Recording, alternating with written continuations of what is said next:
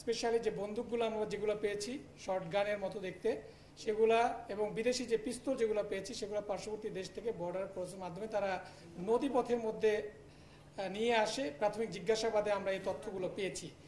এছাড়াও তারা কক্সবাজারের যে মহেশখালী এবং যে পাহাড়ি এলাকা রয়েছে এই এলাকায় কিছু কারিগর রয়েছে, সেখান থেকেও তারা এই অস্ত্রগুলো কালেক্ট করে থাকে এবং তারা কখনো কখনো ওই জায়গা থেকে কারিগর তাদের এলাকায় নিয়ে এসে এখানে বসেও বানায়, এরকম তথ্য আমাদের কাছে আছে, পেয়েছি আমরা। তো এই যে নরসিংদীর যে ঘটনাগুলো গত কয়েক মাস ধরে ঘটছিল সেটার প্রেক্ষিতেই আমরা আমাদের গোয়েন্দা তৎপরতা এবং আমাদের নজরদারিটা বৃদ্ধি করি এবং সেখানের আইন শৃঙ্খলা পরিস্থিতি স্বাভাবিক রাখার লক্ষ্যে এর আগেও কয়েকটি অভিযান পরিচালনা করা হয়েছে, যৌথ অভিযান পরিচালনা করা হয়েছে, যেখান থেকে লোকাল অনেক অস্ত্র উদ্ধার করা হয়েছে।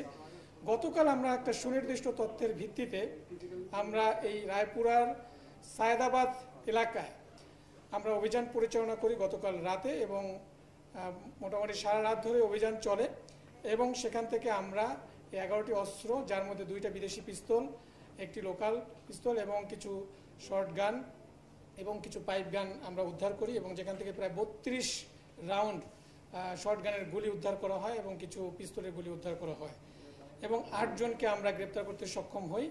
এবং তারা, আমরা যখন অভিযান পরিচালনা করি তখন তারা আমাদের উপরেও হামলা করার চেষ্টা করেছে, ককটেল এবং কিছু শর্ট গানের গুলি পর্যন্ত তারা দূর থেকে করেছে। যাই হোক, আমরা সেফলি আমরা ওখান থেকে 8 জন সহকারে এবং উদ্ধারকৃত মালামাল সহকারে আমরা সেখান থেকে আসতে পেরেছি এবং যারা গ্রেপ্তারকৃত তাদের বিরুদ্ধে আইনানুগ ব্যবস্থা প্রক্রিয়াধীন রয়েছে।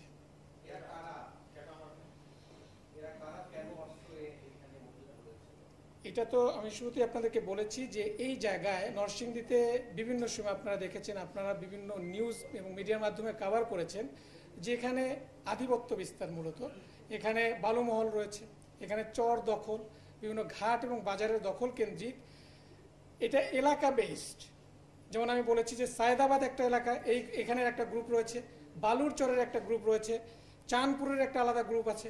এই গ্রুপে তাদের যে বালুমহল দখল, জমি দখল, চর দখল, ঘাট দখল নিয়ন্ত্রণকে কেন্দ্র করেই তারা মূলত এই সংঘর্ষগুলো ঘটিয়ে থাকে।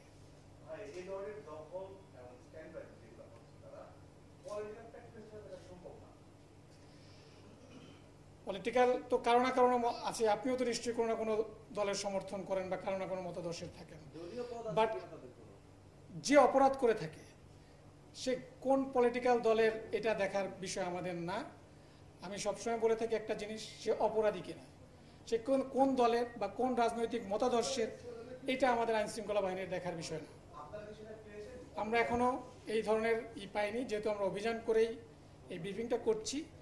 পরবর্তীতে তদন্তের মাধ্যমে এটা আরো বিস্তারিত বেরিয়ে আসবে।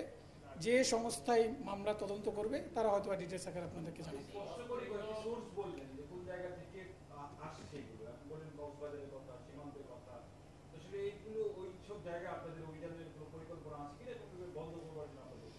দেখুন, আমাদের র্যাব 11-এর এরিয়াটা হচ্ছে যে এরিয়া, আমার 7টা ডিস্ট্রিক্ট, এই এরিয়া অভিযান সাধারণত আমরা পরিচালনা করে থাকি।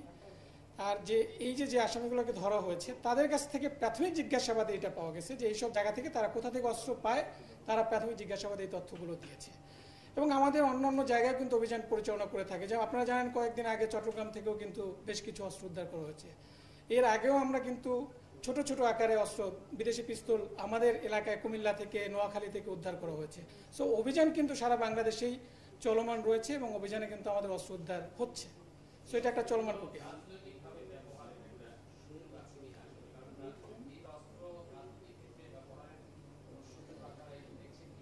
অস্ত্র যদি দুষ্কৃতিকারীদের কাছে থাকে, এই অস্ত্রটা বিভিন্ন, ইটস নট অনলি যে শুধু আধিপত্য বিস্তারকে, সে বিভিন্ন